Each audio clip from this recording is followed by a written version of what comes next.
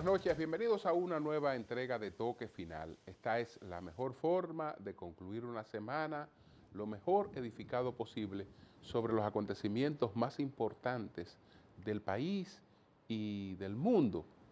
Estados Unidos, pues fue noticia importante en varios aspectos. Uno de ellos fue la convención demócrata que ya oficialmente proclama a Kamala Harris como la candidata vicepresidencial de los demócratas y a su vez se completa la boleta cuando ella escoge al señor Tim Walz como su candidato vicepresidencial. Estamos hablando del gobernador de Minnesota, una persona con una trayectoria como profesor, entrenador deportivo, militar, y en su gobernación pues es una persona popular, aunque tiene ataques de inmediato desde el lado republicano por una serie de medidas de las que él ha sido partidario en estas concesiones que tienen los demócratas sobre distintos aspectos que tienen que ver con la libertad de las personas para escoger las preferencias que se les antojen o que les complazcan, incluyendo el hecho de no influir en el desarrollo de la personalidad del niño en base, digamos, a su naturaleza, en base a su biología, sino que supuestamente todo vendrá por una construcción cultural y este tipo de cosas. Pero bueno, él es un demócrata y los demócratas creen en eso, por eso tienen en contra la otra parte de la sociedad que no cree en ese tipo de cosas. La candidatura está completa, yo creo que fue una buena elección y Kamala ha ido caminando muy bien porque se ha tornado muy competitiva. En estos momentos nadie puede decir quién va a ganar las elecciones. Hace un tiempo que se entendía que Trump tenía pues el camino despejado para volver a ser presidente de Estados Unidos. Sin embargo, eso hoy no es así. No se sabe si gana Trump o gana Kamala Harris y tampoco sabemos cómo impacten otros acontecimientos la elección en los Estados Unidos. El tema, por ejemplo, económico, la posibilidad de que Estados Unidos entre en un proceso de recesión, es un tema que puede tener impacto electoral. La situación con Venezuela, que Estados Unidos ha estado con medias tintas tratando de propiciar una negociación, pero no se ha radicalizado frente al robo electoral en Venezuela, sino que se ha colocado detrás de la mediación de tres países, de Brasil, de Colombia y de México, que me imagino que estarán ofertando algunas salidas a Nicolás Maduro para que reconozca los resultados o por lo menos garantice una transición pacífica. Está entonces la situación con Israel, la guerra con Hamas, las implicaciones de este tipo de cosas con la muerte del líder de Hamas, la escogencia de un nuevo cabecilla de Hamás. Entonces son cosas que uno no sabe todavía qué impacto tengan, pero todas, desde luego, que se reflejan en lo que van a determinar los electores estadounidenses en el próximo mes de noviembre. Sobre Venezuela, una situación estancada. Los opositores han reclamado, como toda la comunidad internacional, que se presenten las actas, pero esas actas no aparecen por parte. El Consejo Nacional Electoral proclamó ganador a Nicolás Maduro sin explicar de dónde había extraído ese triunfo, mientras que las actas de la oposición demuestran que Maduro no alcanzó más de un 30% y que la votación opositora duplicó la votación por Nicolás Maduro. Señores, vamos a hacer una pausa. Retornamos en breve. Ahí vamos a presentar cuáles fueron los 10 temas de mayor impacto esta semana. Adelante.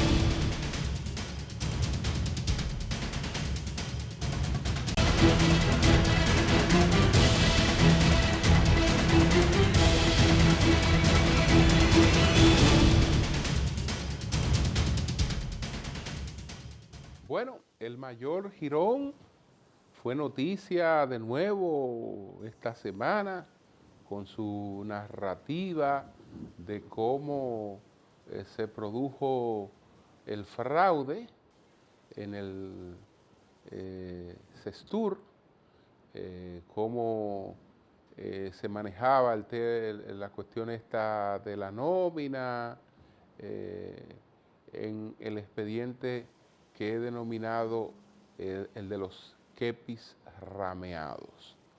Entonces, vamos a ver el testimonio del general, del mayor Girón, que ha provocado tantos comentarios, un resumen de ese testimonio. Adelante. Yo estoy consciente de que mis acciones han hecho daño a la sociedad dominicana y quiero aprovechar este escenario para aquí pedirle perdón al pueblo dominicano, de manera muy especial a quienes se han visto afectados de forma directa por mis acciones.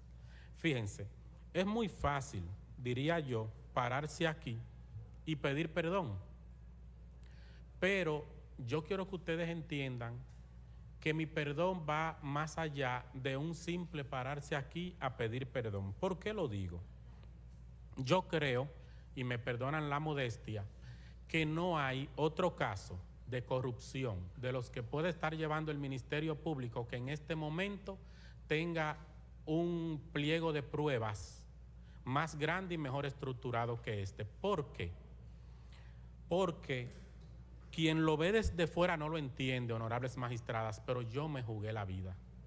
Yo me jugué la vida porque mientras que yo sabía que lo que estaba haciendo estaba mal y tenía que hacerlo, pues la otra alternativa no era buena, era no estar vivo, yo fui guardando las pruebas, fui guardando las evidencias, pero no guardé las evidencias de los últimos 3 años, ni mucho menos. En esas nóminas que yo entregué al Ministerio Público están las pruebas desde el día 1, desde el primer peso que el señor Rafael Núñez de Asa se robó allá en el año 2005, hasta el último peso que se robó en el año 2021 está ahí. Y créame que si el señor Rafael Núñez de Asa se hubiese dado cuenta que yo estaba guardando esas pruebas a sus espaldas, hoy probablemente yo no estuviera aquí contándolo. Pero pasó otra cosa y es lo que yo quiero dejar sentado aquí para que se entienda que mi arrepentimiento no es una simple hipocresía de venir aquí y pararme a pedir un perdón, sino que cuando tanto el general Juan Carlos Torres Rubiú como el coronel Rafael Núñez de Asa ordenaron a la dirección financiera que eliminaran todas las pruebas, el personal de la gerencia financiera, entiéndase, las cabezas recolectoras, se acercaron a mí. Me dicen, comando, a usted nosotros los vemos y lo entendemos como un militar, al señor Rafael Núñez de Asa no, porque sabemos que es un señor que los otros días era civil y en 2 días el general Cáceres lo ha llevado a coronel. Ese señor de guardia no tiene nada. ¿Qué hacemos con esta prueba que nos ha ordenado borrar? Y yo le dije, no borren ninguna prueba, guárdenla, escóndanlas. Y es por eso que hoy el Ministerio Público puede contar no solamente con la prueba de Girón, sino con la prueba de todo el departamento financiero que completa todo este ciclo del entramado, porque quizás si fuese solo mi prueba estuviera cojo el expediente, fuese solamente tenemos que confiar en lo que dice Girón, que pudiese estar parado ahí mintiendo. No, es que lo que yo digo lo van a poder corroborar con todo el equipo. Y si yo sé que eso no hubiese estado mal, lo que yo estaba haciendo, si yo me hubiese sentido como se sienten hoy mis compañeros coimputados aquí, pues aquí no hubiese media prueba, toda se hubiese eliminado y posiblemente no estuviésemos en el término que está esto. Entonces, desde el ámbito militar, quizás la gente no entiende lo que yo hice, pero con esa acción yo me jugué la vida, porque yo entendía que en algún momento eso tenía que parar. ¿Me beneficié? Claro que sí, porque o era eso o era la otra alternativa y no estuviese aquí sentado, créanme, porque yo sé lo que es el estamento militar. Con eso termino y muchas gracias. Bueno, señores, escuchamos este testimonio. Lo que él cuenta ahí, todo el mundo sabe que ha sido parte de la tradición en las instituciones castrenses, que más o menos ese ha sido un manejo del pasado y sigue siendo un manejo del presente. Pero a quienes están acusando, a quienes se le están imputando estas cosas, es a ese grupo que está ahí y ellos pues tienen que responder y ejercer sus medios de defensa y ojalá que sus derechos sean respetados. Señores, miren, vamos a presentar de inmediato cuáles fueron los 10 temas de mayor impacto esta semana. Adelante.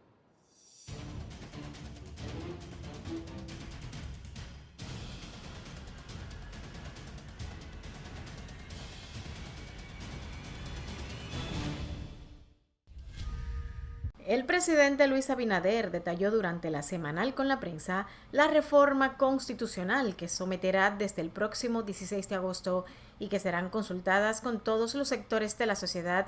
El mandatario, que presentó las proposiciones y sus objetivos durante el acostumbrado encuentro con la prensa desde el Palacio Nacional, dijo que todo se trata de un blindaje a la democracia.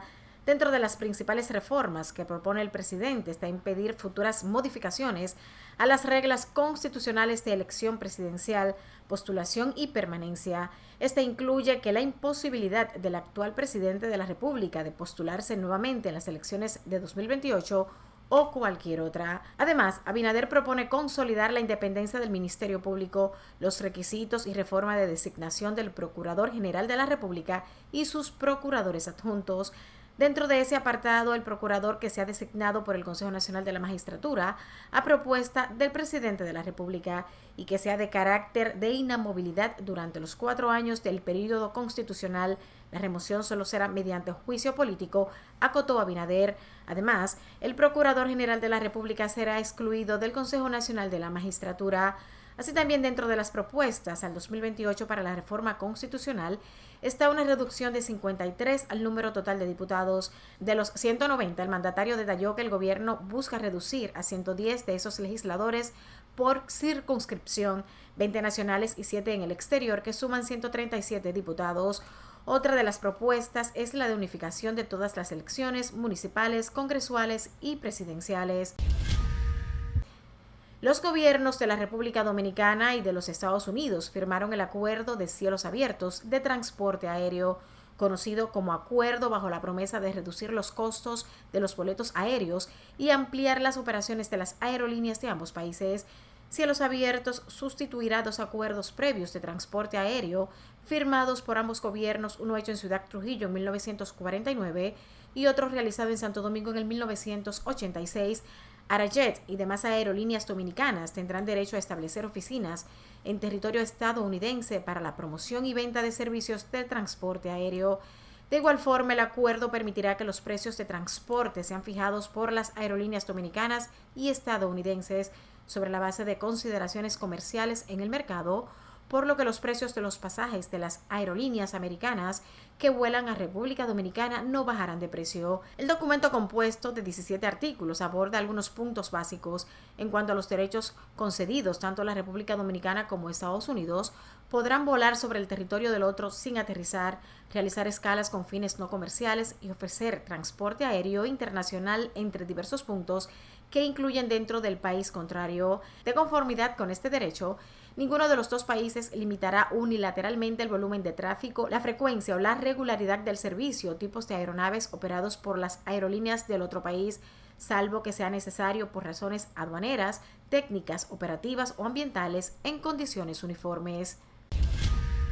Un militar adscrito al sistema de emergencias 911 es investigado por la muerte del médico pediatra Enrique Antonio Espinal Castillo, encontrado muerto en San Cristóbal.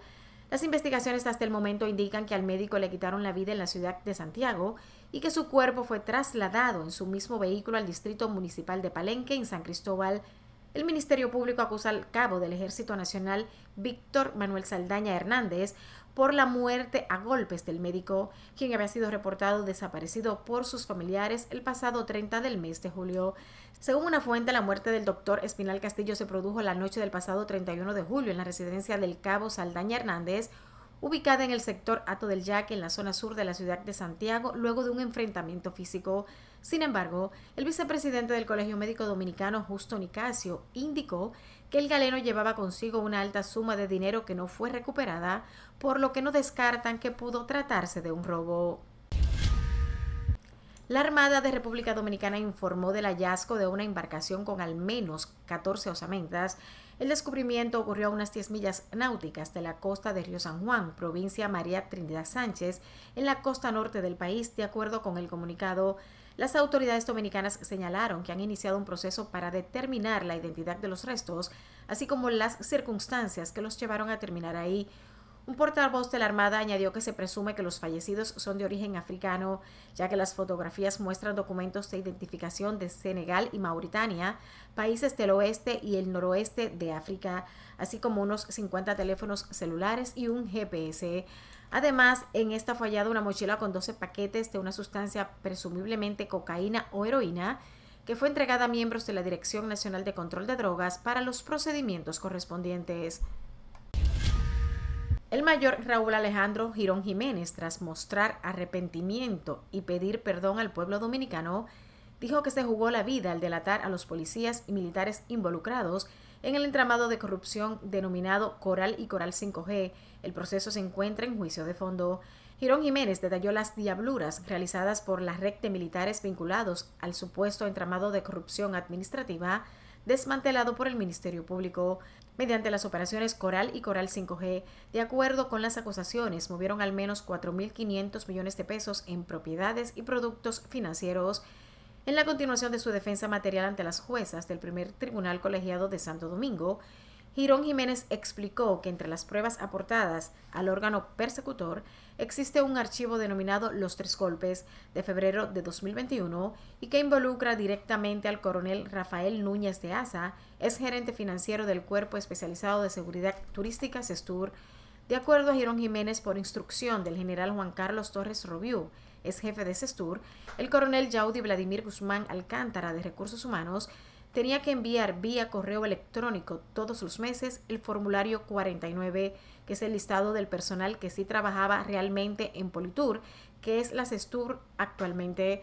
Reveló que a ese listado tenía que agregarle 3 casillas claves denominadas formulario 49, personal que sí trabaja, quien recoge, para recoger el dinero fraudulento y observación. Girón Jiménez sostuvo que entregó al Ministerio Público las pruebas desde el día 1, desde el primer peso que el coronel Rafael Núñez de Asa se robó, desde el año 2005 hasta el último peso que se robó en el año 2021, acotó al presentar su defensa material. Girón Jiménez relató además que las pensiones de la Policía Nacional se venden, que los especialismos también se venden y que los jerarcas militares, gente que se pinta de seria en los cuarteles, tenían un estilo de vida lujoso y muy inteligentemente llevado. La quinta sala del Tribunal Superior Administrativo ordenó al Ministerio de Educación disponer y garantizar la enseñanza de la Constitución, de medio ambiente y de educación vial en todas las escuelas públicas y colegios privados del país. Mediante sentencia, el tribunal dispuso que la misma es extensiva a los centros educativos técnicos y universidades del país, en cumplimiento a los artículos 63, 13 de la Constitución, 271 de la Ley número 63-17, 57 de la Ley 6400 y la Ley 94-20. La sentencia también pone a cargo del Colegio de Abogados el diligenciar y gestionar frente al Instituto Nacional de Tránsito y Transporte Terrestre, Intrant, y Procuraduría General de la República, lo referente a la educación vial, así como dar seguimiento frente a otras instituciones para velar por el fiel cumplimiento de la sentencia. El tribunal tomó la decisión tras acoger una acción de amparo de cumplimiento interpuesta por el presidente del Colegio de Abogados de la República Dominicana, Trajano Vidal Potentini. La vicepresidenta Kamala Harris ganó la candidatura presidencial demócrata, lo que la convierte en la primera mujer negra y la primera estadounidense de origen asiático en encabezar una candidatura de un gran partido. El anuncio se produjo después de que el plazo para que los delegados emitieran su voto digital. Harris obtuvo el 99% de los votos, según el Comité Nacional Demócrata. Desde poco después de que el presidente Joe Biden pusiera fin a su campaña de reelección y apoyara a Harris, estaba claro que la vicepresidenta sería la única candidata seria. Era la única candidata que había reunido suficientes firmas de delegados para figurar en la papeleta. En ese mismo orden, Harris eligió a Tim Walz, gobernador del estado de Minnesota, como candidato vicepresidencial. Su rol en la campaña comenzó cuando tenía 30 años, en 2004, cuando comenzó siendo voluntario de la campaña presidencial de John Kerry. Sin embargo, su gran salto a la política lo dio en 2006, cuando fue elegido congresista por Minnesota en la Cámara de Representantes de Estados Unidos, cargo por el que fue reelegido varias veces hasta 2019. Su experiencia política, representar un distrito de tendencia republicana en el Congreso y luego aprobar políticas de izquierda como gobernador de Minnesota, podría tener un gran atractivo en un momento en que la política estadounidense está tan polarizada. Estados Unidos instó al gobierno y a la oposición de Venezuela a entablar conversaciones para una transición pacífica hacia la democracia y volvió a reconocer la victoria opositora en las cuestionadas elecciones del 28 de julio, en las que fue proclamado vencedor oficial el presidente Nicolás Maduro. Matthew Miller, portavoz del Departamento de Estado, declaró a la prensa: seguimos pidiendo transparencia y la publicación de los recuentos de votos detallados, aunque admitimos que ha pasado más de una semana desde las elecciones y una publicación de esos votos requeriría un escrutinio minucioso, dado el potencial de manipulación en ese marco de tiempo.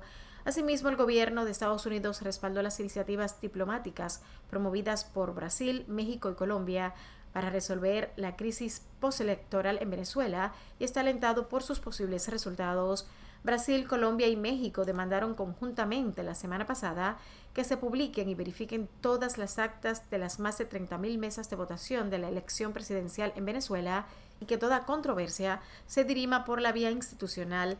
En tanto, el presidente de Panamá, José Raúl Mulino, propuso la celebración de una cumbre regional de presidentes en su país para abordar la crisis en Venezuela. He solicitado al canciller panameño Javier Martínez Acha que converse con sus homólogos del área respecto a invitar a una reunión de presidentes en Panamá para abordar tema de Venezuela y ensayar más acciones que apoyen a la democracia y voluntad popular del hermano país. Espero y confío que sea acogida la propuesta próximamente. De igual forma, el presidente de Colombia, Gustavo Petro, instó a la oposición y al régimen en Venezuela a buscar la verdad y sobre la base de ella encontrar una solución a la crisis postelectoral del país que esté en favor de la democracia y así evitar una guerra en América cuando ya se cumplen varios días de las elecciones presidenciales del 28 de julio en las que Nicolás Maduro asegura que ganó mientras que la oposición reclama fraude. Las señales de ralentización de la economía de Estados Unidos sembraron el pánico entre los inversores el pasado lunes y la venta masiva de acciones que comenzó la semana pasada se convirtió en una caída mundial. Las caídas se produjeron tras la publicación el pasado viernes de un informe sobre el empleo en Estados Unidos que mostraba una ralentización significativa de la contratación con un aumento del desempleo hasta su nivel más alto en casi 3 años. Ello acentuó los temores de que la mayor economía del mundo puede estar entrando en recesión y de que la Reserva Federal haya esperado demasiado para recortar los tipos de interés. En las primeras operaciones del lunes, el índice S&P 500 cayó más de un 4% y el Nasdaq, de gran peso tecnológico, se desplomó casi un 6%. Algunos inversores consideraron que la venta masiva de acciones era una señal de que la economía corría el riesgo de entrar en recesión, mientras que otros opinaron que se trataba más bien de una retirada de las apuestas excesivas en valores tecnológicos y de inteligencia artificial. Esto, a su vez, tuvo como telón de fondo la habitual pausa estival en los volúmenes del comercio, que puede provocar oscilaciones bruscas y severas en los precios. Mientras las bolsas caían en Asia, Europa y América, pocos sectores se salvaron conforme los inversores convertían sus activos en efectivo y buscaban refugio de una caída generalizada. Finalmente, el expresidente argentino Alberto Fernández ha sido denunciado por violencia de género ante la justicia. Su expareja y madre de su segundo hijo, Fabiola Yáñez, lo acusa de haberla golpeado y amenazado. Yáñez hizo la presentación judicial por teléfono desde Madrid ante el mismo juez que investiga a Fernández en una causa por presunta corrupción. El expresidente niega las acusaciones y asegura que demostrará ante la justicia que es todo falso. El juez Julián Ercolini actuó con rapidez tras recibir la denuncia. Ordenó medidas de restricción inmediatas a favor de Yáñez para evitar la posible repetición de los hechos denunciados, por lo que el expresidente tiene prohibido acercarse a ella. Argentina está en shock por esta noticia que castiga aún más la imagen del veterano dirigente peronista a pocos meses de dejar el poder. A través de un comunicado, Fernández ha desmentido las acusaciones en su contra. Es falso y jamás ocurrió lo que ahora se me imputa, ha asegurado el expresidente. En el breve texto, se excusó de hacer declaraciones mediáticas por la integridad de su familia y anticipó que aportará ante la justicia pruebas y testimonios de lo que realmente ocurrió.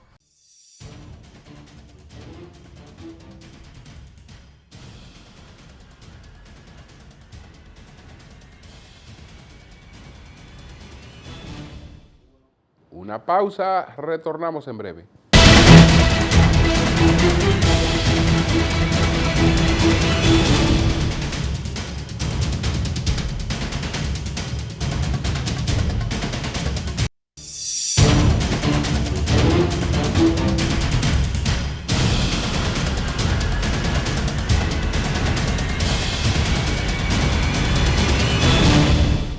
Bueno, el presidente Abinader presentó su propuesta de reforma esta semana en la semanal.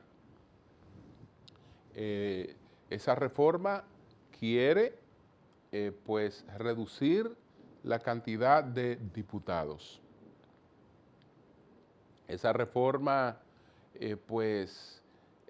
además de los diputados, quiere unificar las elecciones municipales con las elecciones presidenciales y congresuales. Entonces, esa reforma quiere variar la forma de escogencia del Procurador General de la República para que sea el Consejo Nacional de la Magistratura a sugerencia del presidente. Y además está el tema de los candados que quiere introducir el presidente para garantizar que él pues no volverá a aspirar a la presidencia. Aunque eso está establecido en la actual Constitución, resulta que con la modificación de la actual Constitución, la Constitución modificada puede considerarse como una nueva Constitución y hay quienes tienen la lectura de que entonces el periodo presidencial empezaría a correr a partir de ahí, que no sería en función de la Constitución que establecía que eran 2 periodos y nunca más. Por eso el presidente reitera el compromiso de establecer un artículo transitorio y dejar claro que no aspirará a un tercer periodo en el 2028 y él dice que nunca jamás, que nunca volverá a aspirar. Y bueno, a partir de estos puntos se ha desatado todo el debate sobre la reforma constitucional.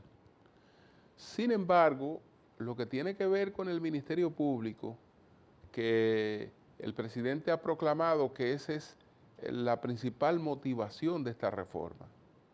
Él quiere consagrar con esa reforma la independencia del Ministerio Público. Eso es lo que ha dicho. Eso es lo que plantea su discurso. Pero en los hechos, la propuesta de reforma para el Ministerio Público representa un retroceso, porque el Ministerio Público cuenta con un órgano que se llama Consejo Superior del Ministerio Público, que está consagrado, está establecido en la Constitución. Entonces se saca de la Constitución y se deja a merced de una ley.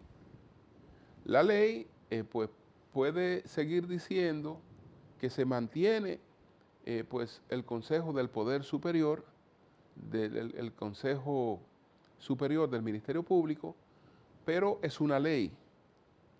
Esa ley se puede cambiar en cualquier momento. Si ya entonces se le ha quitado el carácter constitucional al Consejo Superior del Ministerio Público, si se le ha eliminado el carácter constitucional.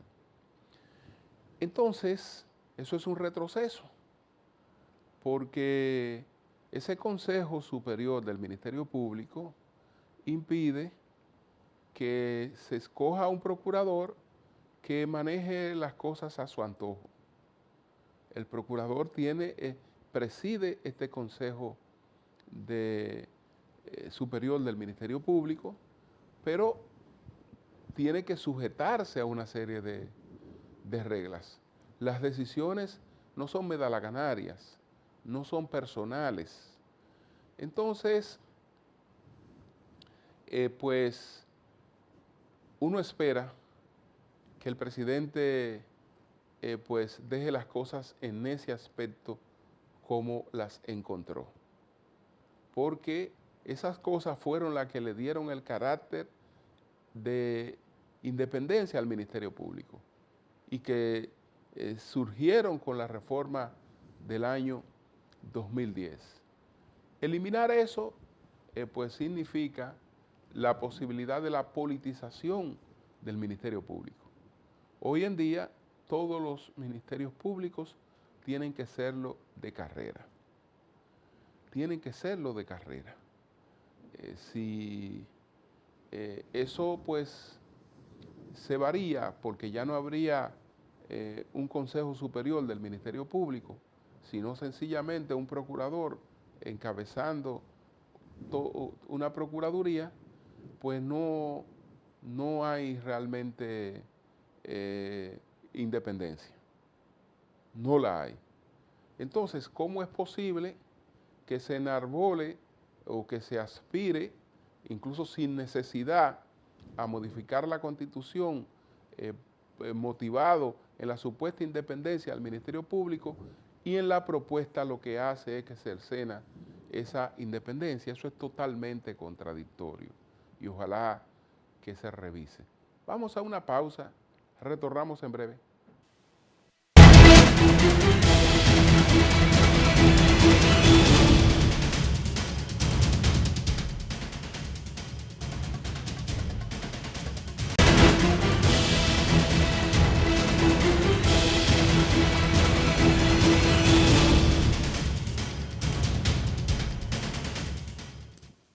Bueno, señores, vamos ahora con las 3 preguntas.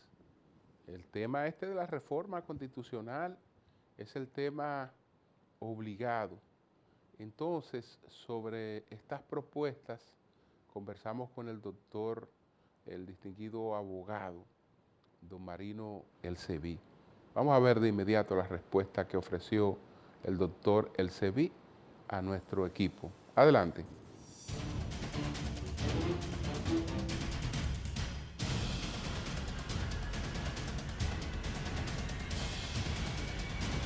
¿Puede una reforma constitucional aprobar artículos que se declaren inmodificables per secula seculorum? ¿Por qué una constituyente que emana del soberano arrogarse decisiones que otras similares no pueden modificar? Evidentemente que no. El poder soberano de la Asamblea Constituyente puede transformar la Constitución.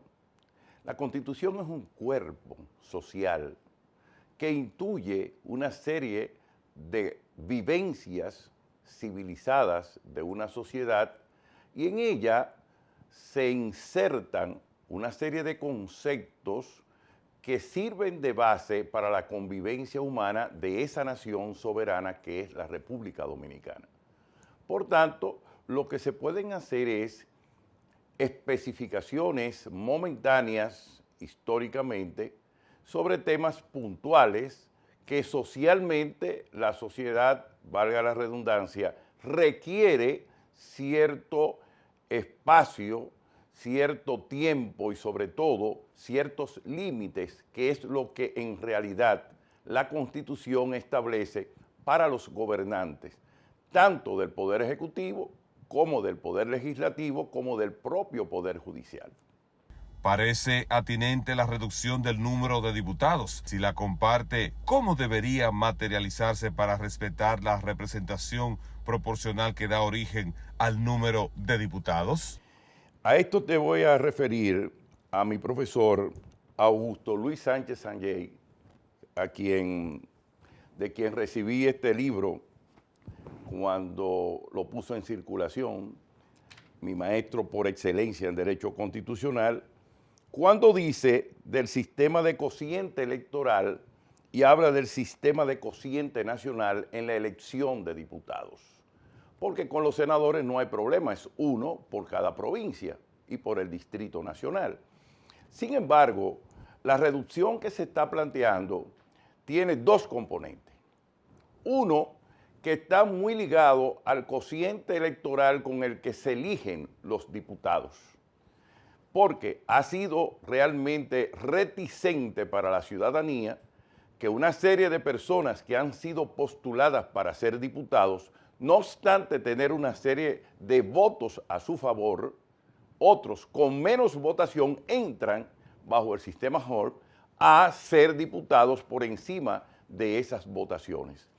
Por lo que podríamos decir es un buen tema para que la Asamblea Constituyente y los propios afectados, que en este caso son diputados, tomen esas consideraciones del Poder Ejecutivo que trata de hacer en esta reforma, en esta propuesta, y que hayan aportes significativos para la democratización de la participación popular, para la democratización de la Cámara de Diputados y sobre todo para la eficiencia de quienes participan dentro del Congreso Nacional en representación de los dominicanos, del bien común y de la soberanía popular. Hay quienes plantean que lo ideal para el desarrollo de liderazgos municipales es la separación con 2 años de por medio de las elecciones presidenciales y congresuales de las elecciones municipales. La propuesta del presidente contempla la unificación que deje todo bajo el arrastre de las elecciones presidenciales. ¿Cuál salida comparte para la escogencia de las autoridades de los municipios y distritos municipales? Hay un punto de inflexión en este momento que podría variar el concepto que el doctor José Francisco Peña Gómez erigió al decir en su momento que había que desarrollar el liderazgo nacional. Y evidentemente el hacer elecciones municipales era una forma de avanzar en los liderazgos locales en nuestro territorio. Sin embargo, el costo económico y la pluralidad política con que se maneja ha traído una serie de desavenencias que hoy también el Congreso tiene que tomarlo en consideración en su todo compuesto. ¿Hasta qué punto podemos seguir gastando el presupuesto de la nación en elecciones separadas y bajo qué conceptos o predicamentos podemos hacerlo? Pienso que una parte de la propuesta que debió ser radicada también es que así como el presidente de la República se ha puesto una cláusula pétrea de no ser nuevamente presidente y que 2 periodos y no más, así debería ser también para los diputados, para los senadores, para los síndicos, para los regidores, porque es la única forma de democratizar los partidos políticos que caen en un grupo de cáfilas, en un grupo de familias, en un grupúsculo que muchas veces no dejan pasar a los jóvenes o los liderazgos nuevos tienen que hacerse sucubos de esos viejos liderazgos para poder estar dentro de los partidos políticos.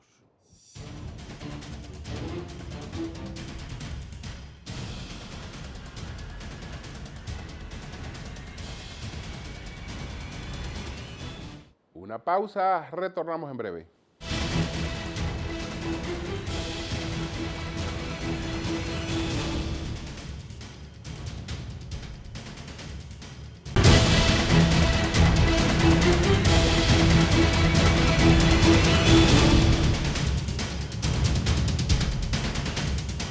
Bueno, déjenme hacer la precisión constitucional, porque hice el comentario en sentido general, pero es importante que sepamos qué es lo que se está quitando.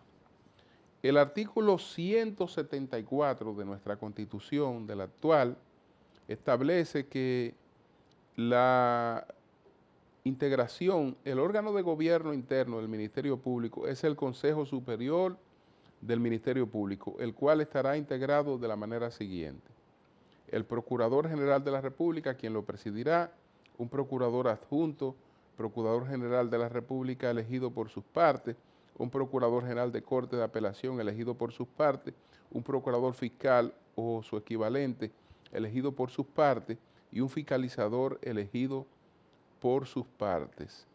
Entonces, esto es el Consejo Superior del Ministerio Público. Este consejo se plantea que va a seguir existiendo, pero ya no con rango constitucional, sino con el establecimiento de una ley. Lo que quiere decir que a cualquiera que se le antoje, si tiene la mayoría en el Congreso, puede pues variar la ley que crea ese consejo, cosa que no ocurre con la Constitución que tenemos vigente, porque una ley no puede estar por encima de la Constitución. Y todas las leyes tienen que aprobarse en función de lo que pauta la Constitución. Es ahí donde está este asunto y la pregunta de por qué razón tiene producir un retroceso en el Ministerio Público. Por otra parte, el cuarto tribunal colegiado del Distrito Nacional fue apoderado del conocimiento del juicio de fondo del caso Jean Alain. Cuando se estableció que este era el tribunal, entonces se ha empezado a plantear algunas cosas sobre ese tribunal, porque hubo otros procesos como el de los Tucanos o como el de los Tres Brazos, que ambos fue declarada la extinción penal de ellos por ese tribunal. Entonces, al señalar que eso ha ocurrido y ahora que está apoderado del caso Jean Alain, lo que se está advirtiendo es que pudiera ocurrir lo mismo con el caso Jean Alain. Y es verdad que pudiera o va a ocurrir lo mismo con el caso Jean Alain. Pero la responsabilidad no es del tribunal, porque no es el tribunal el que crea esa situación, sino el mandato del Código Procesal Penal que establece que un proceso penal tiene una duración máxima de 4 años. En esos 4 años se hacen las investigaciones, se formula la acusación, se hace la instrucción y se desarrolla el juicio de fondo y su apelación. Todo eso tiene que ocurrir en 4 años. Pero aquí tenemos la característica de complicar las cosas. Entonces se habla de la economía procesal, pero eso es un concepto que solo existe en el discurso, porque ¿qué economía procesal puede alegarse en un caso que tenga 12.800 páginas, como es el caso Jean Alain? Pero por la cantidad de páginas que tiene, ese caso nació natimuerto, porque es un caso que ya lo he dicho varias veces, no es reductible al proceso penal. Es decir, el proceso penal tiene un hueco, en ese hueco no cabe ese expediente. Entonces, por eso que no es reductible al proceso penal.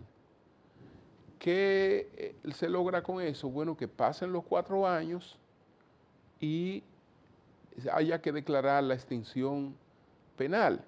Y eso lo hace la cuarta sala penal del Distrito Nacional o cualquier sala que esté apoderada del caso. Los jueces están obligados a fallar en base al mismo criterio, porque es que un proceso no puede durar más de 4 años. Por eso es que los procesos se simplifican. Una cantidad de testigos prudente, una cantidad de acusados limitadas y los recursos concentrados 100% a lograr lo máximo, pero en la menor cantidad de tiempo posible. Eso no ha ocurrido y entonces constantemente vemos que los casos no terminan con una declaratoria de inocencia o de culpabilidad, sino que son casos que concluyen vencido el plazo que el Código Procesal ha dado para ello, 4 años, que es bastante tiempo,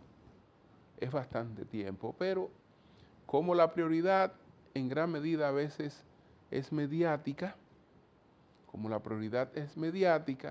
se busca mucho lo ampuloso, lo que suene grande, exagerado, porque eso es lo que demuestra que supuestamente se está persiguiendo la corrupción. Se tranca a una persona por 18 meses, se olvidan las llaves, como está trancado, el caso no avanza mucho, para después querer acelerar las cosas para evitar la extinción penal, que repito, no la regala, no la otorga una sala determinada, sino es que el tiempo en el que se ha producido desde que la persona tiene constancia de que ha empezado a ser investigada, desde que se están recibiendo informaciones o solicitando información con la autorización de un juez de esa persona, a partir de ahí empieza a correr el plazo. Y ese plazo, repito, es de 4 años. Del caso Jean Alain se ha agotado el 60% del tiempo apenas en el juicio preliminar. Imagínense lo que significarían las otras etapas en un juicio que tiene 400 testigos. Una locura, una verdadera locura. Buenas noches.